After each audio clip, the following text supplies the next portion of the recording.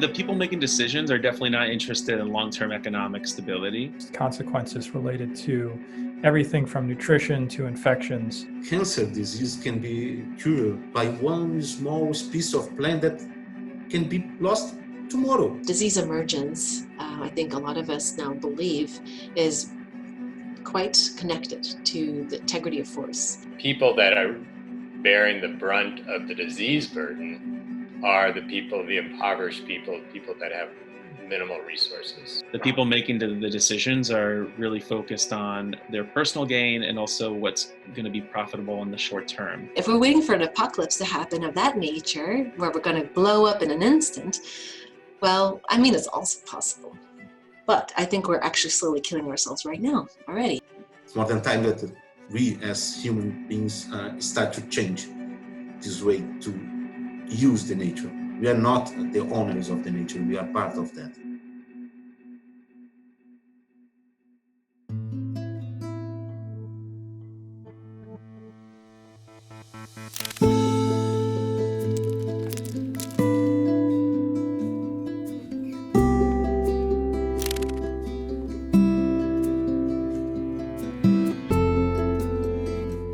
Deforestation's on the rise. We used to say that we would lose a football field worth of forest globally every 3 seconds, and right now, every 2 seconds, we lose a football field of forest.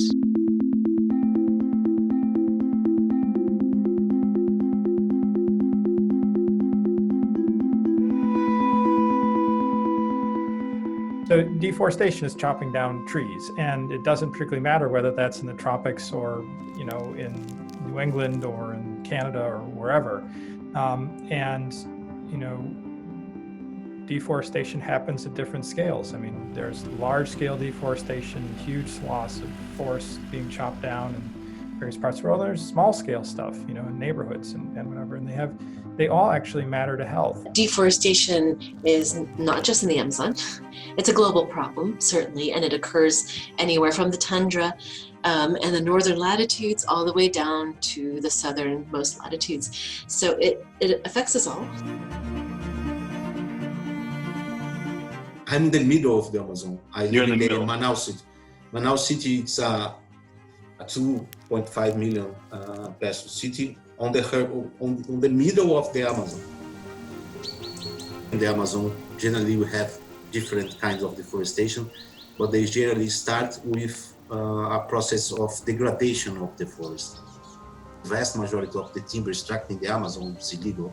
We use a mix of satellite monitoring, flyovers, and a plane. And then we also send people into the field, where I've been myself, where you meet the people who are impacted, indigenous peoples who are the best guardians of the forest, and how policies by this current government are encouraging invasions into their territory. So we worked in collaboration with indigenous peoples in the field, and you also speak with workers who've been exploited, because it's really the Wild West in these rural areas, and so there's still a high incidence of labor akin to slavery. So you see a human impact that's really heartbreaking, and how the industrialization and converting this pristine, critical ecosystem into industrial scale agriculture, and how that's impacting the locals there. It's pretty heartbreaking.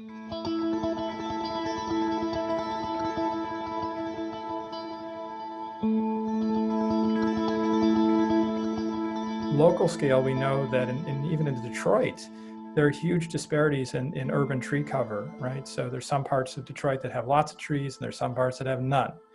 And that's a big deal from a health standpoint, because those trees, one, buffer air pollution, so they can absorb the air pollution that we know makes people sick. They can cool down cities, and cities are warmer than their surrounding areas because they've been paved over.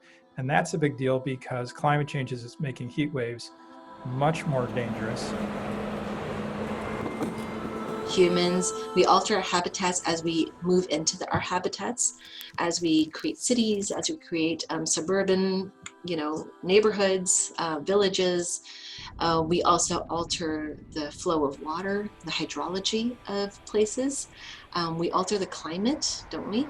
And as such, we are creating essentially innumerable changes in our environment, and some of them actually cause some diseases to vanish. You know, it's not all increases. Some do vanish. And on the other hand, we are also allowing for species that are very well adapted to change, like rats, for example. You know, we're creating a lot of habitat that they're able to move into.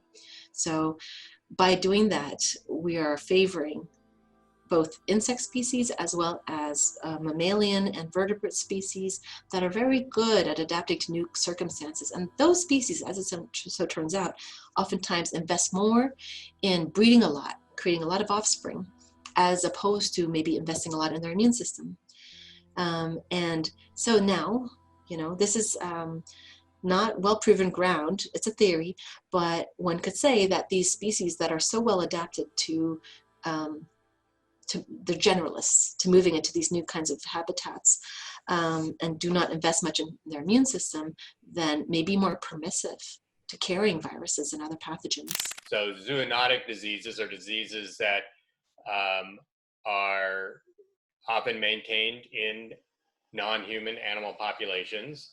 And there's what we call spillover events in which pathogens move from those animals into humans. And sometimes humans can't transmit those pathogens, so they can get sick because they were in, Lyme disease is a good example of that, where they're in contact with ticks in different regions, forested regions, and they get sick, they can't transmit the disease. Other pathogens that you might get from livestock, for instance, Salmonella or E. coli, you get sick by eating contaminated food. You can actually often transmit those diseases to other humans, and there's that person-to-person piece also. And then the other category of zoonotic transmission would be things that, like COVID.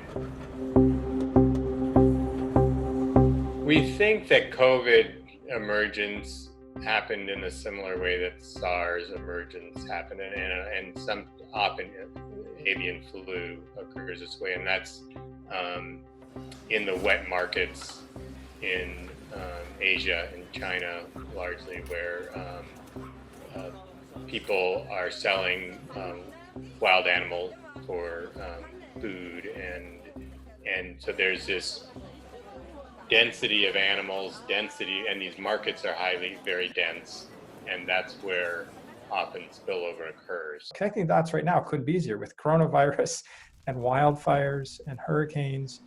You know, it's in our faces. Nature is really trying to tell us something, and I think that's the part that we need to work on, is really making sure that we acknowledge and understand how our health is not really about, you know, the foods we eat and the medicines we may take and the things that people would probably hear about going to a doctor. It's really fundamentally about the state of the natural world and the climate. And without those things, it really doesn't matter. Like a lot of these other things are sort of icing. I mean, they're important, don't get me wrong, but they're not going to save us from pandemics and climate change and these other things that are just overwhelming potentially if we don't address them.